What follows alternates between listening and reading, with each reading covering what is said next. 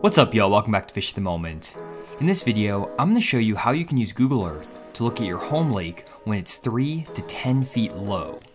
I'm also going to show you how you can mark key structure and cover areas with waypoints, then transfer those waypoints to your fish finder so you can use them on the lake. Let's get into it.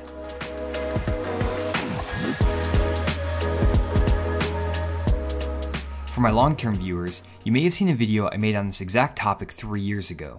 However, the process has changed slightly since then, so I want to show you the new and improved process. The first thing you need to do is download a program called Google Earth Pro. To do this, head to Google and then type in Google Earth Pro in the search bar. Once you hit enter, you'll see the first search result is Earth Versions Google Earth. Click on that.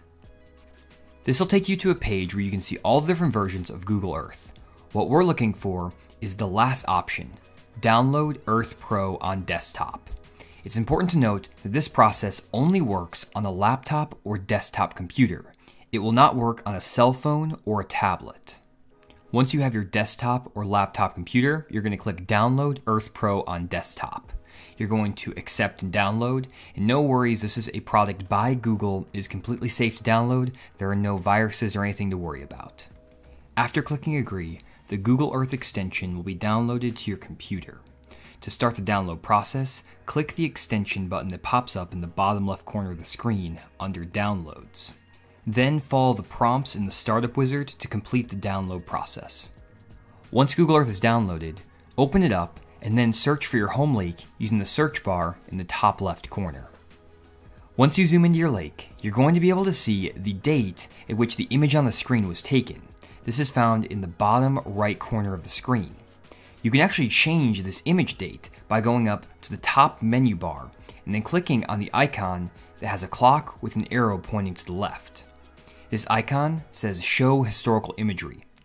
If you left click on this icon, you'll see a sliding bar appear with different dates ranging from the 1970s or 80s all the way to the 2010s to 2020s. What you can do is click the arrow on the left side of the blue bar. It'll say click to travel back in time. By clicking this, you're going to change the date at which the image is taken. This image was taken, for example, in 2014. If we go back further, you'll find an image that was taken in 2012. This is the one that we want for this example. If we scroll into the lake, you can see that in 2012, this lake was drawn down about 8 to 10 feet. If we go back just a couple years, 2014, you'll see the lake at full pool. This is a great way to see what is under the lake and allows you to pick out obvious pieces of cover and structure without having to graph with a fish finder. Now, not every single lake is going to have a historical image that shows the lake drawn down to this extent. However, you can usually find one image where the lake is drawn down at least 1 to 2 feet, and it will still expose some interesting pieces of cover and structure. Now that we found an image of this lake drawn down 8 to 10 feet, we can actually mark the interesting pieces of structure and cover using pins. The first thing you're going to want to do is head over to the left side of the screen where you can see My Places. It's usually above the label Sightseeing Tour. What you're going to do is right-click on My Places, then click Add and Add Folder. When you click Folder, you're going to see a pop-up box where you can actually name your folder. In this case, I'm going to name it Brewer Lake, because that's the lake we're looking at now. You will now see that a new folder named Brewer Lake has been added to the list on the left side of the screen.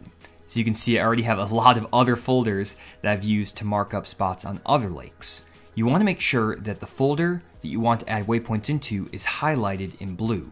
You can do this by simply clicking on the individual folder. With the Brewer Lake folder now selected, we can head to the top menu bar, and on the far left you'll see a yellow pin. If you click this icon that says Add Placemark, another pop-up menu will open up. If we drag this aside, you can see that there's actually a yellow pin that's titled Untitled Placemark. We can actually move this pin and put it on top of key points of cover or structure.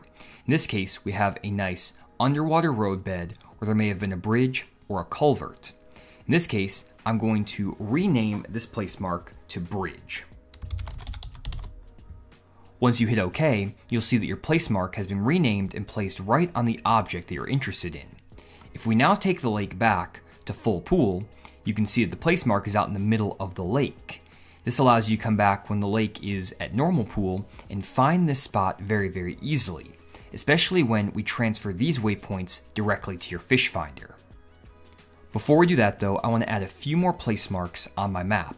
I'm going to take the lake back down to the 2012 photo and then start marking some interesting pieces of structure and cover.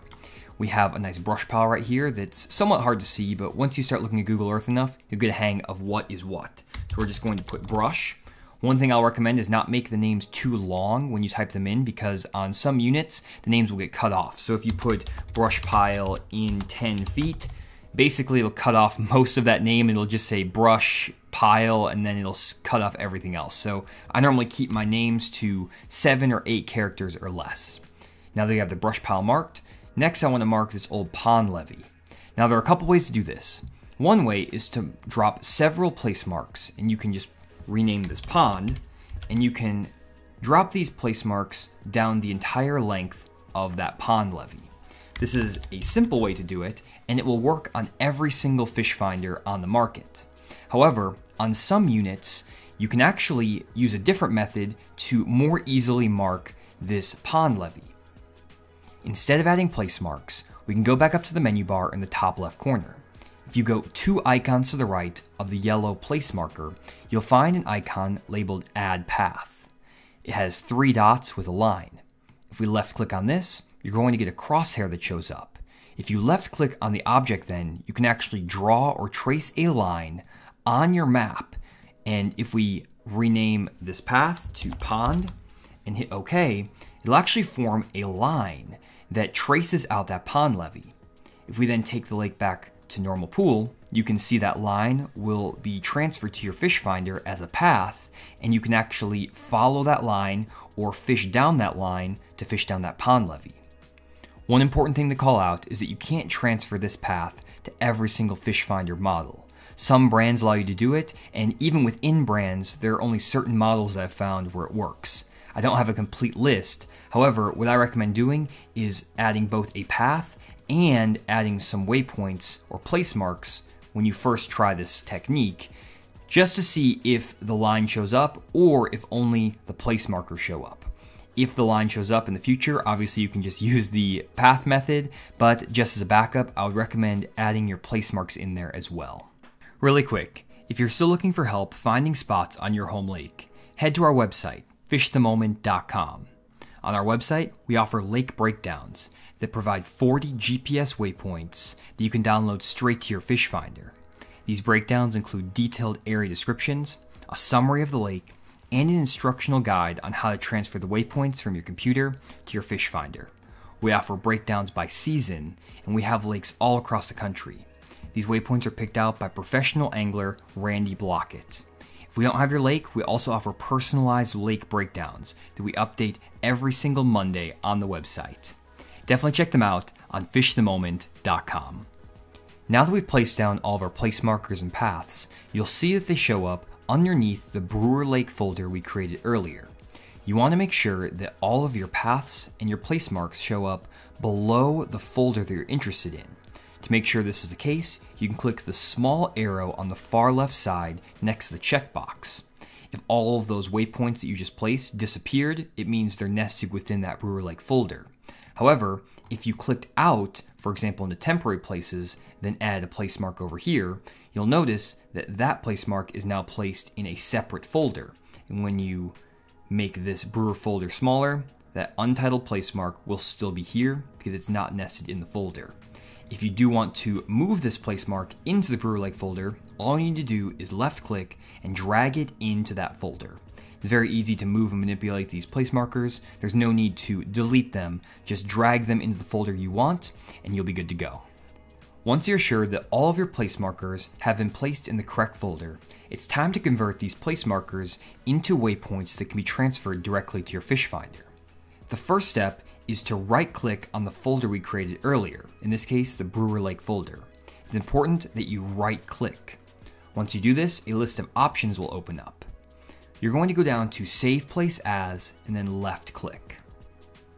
This will pull up your Window Explorer, where you can save documents to your laptop or desktop computer. In this case, I'm going to go to my desktop. Before you save your file, you want to make sure that the file name is correct, Brewer Lake. You also want to make sure that the file type is correct. This is a very important step that a lot of people can mess up. What you want to do is click on the Save Type As bar. This will pull up two different options, KMZ or KML. You want to make sure that you save your file type as a KML file. So we're going to select that. Now you can see that Save As Type has been changed to KML. Next, I want to actually create a folder where we can save this KML file because we're going to convert this KML into a GPX file, which is what we use when we're using a fish finder. To do this, I'm going to right-click on the blank space here, go down to New, Folder, and then left-click. I'm going to name this folder KML. I'm then going to click into this folder, and I'm going to double-check again that the name is correct, and then I'm saving the type as a KML file, and then hit Save. We've now saved these waypoints and these tracks onto our computer, and we can now convert them into a GPX file that can be transferred onto the fish finder. To do this, we need to head back to Google.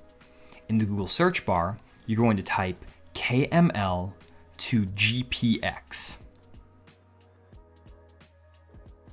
After searching KML to GPX, you're going to have a list of options. In the past, I recommended the first website. However, that website has a lot of unwanted ads and spam, and I no longer use it. Instead, I go two options down from that to the gpsvisualizer.com. This is the best website I've found that doesn't charge you to convert the data files and also doesn't have a bunch of spam. After opening up the GPS Visualizer website, you're going to want to go to Output Format and change it to GPX. This is the file format that is used by fish finders. Next, you're going to select the file that you want to convert. Under file number 1, you're going to click Choose Files, and we're going to go back over to our desktop, and we had that file that we named KML. In this case, we open that up, and we're going to find our KML file. You can see type is KML, and it says Brewer Lake. This is a file we just saved over in Google Earth. You're going to click on that and click Open. Next, you'll see that the brewerlake.kml has shown up right here under file number 1, and you're going to click Convert.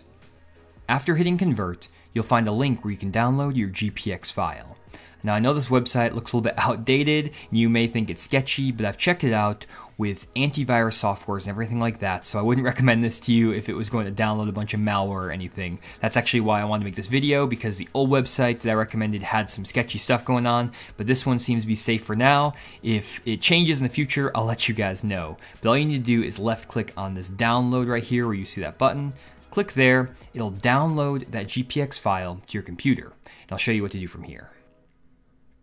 Now that we've downloaded the GPX file, what you need to do is transfer it from your downloads to the folder we created on your desktop. To do this, you can go over to the Downloads option here. You can right-click, you can open in New Window. Here you'll see a couple different files. First, we have our Google Earth Pro Setup installer, which we downloaded earlier. You also see the GPX file. It has a very weird name, but this is the file we need. So what we're going to do is we're actually going to create a new folder over on our desktop. We have our KML folder, and now we're going to create a new folder that's titled GPX. I find it's very helpful to keep yourself organized when dealing with different file formats, otherwise you can get confused. So we're going to click on our GPX folder. We're then going to left click and drag our GPX file over into our GPX folder. I'm then going to right click, I'm going to rename this file to Brewer Lake GPX. Now we can see that we have our GPX file for Brewer Lake. This is the file format that you need to transfer to a fish finder. The final step is to transfer the GPX file from your computer to your fish finder. To do this, you're going to need a microSD card. I'll link one down in the description below. You want to make sure that this microSD card has no more than 32 gigabytes of memory. If the SD card has more than 32 gigabytes, let's say a 64 or 128 gigabyte SD card, it will not be compatible with a fish finder. I'll link a 32 gigabyte SD card down in the description below. It's like $10 on Amazon. Also, if your laptop or desktop computer does not have an SD card reader, you might need to pick up an SD card adapter. I'll link one of those down below as well. It plugs into a USB drive and should work on pretty much every single computer. Once you have a 32GB SD card, the steps for different brands of fish finders are different. If you have a Hummingbird fish finder, you're going to have to convert your file using Hummingbird PC. If you're a Lowrance or Garmin user, you can just save the GPX file onto the SD card and plug it into your fish finder.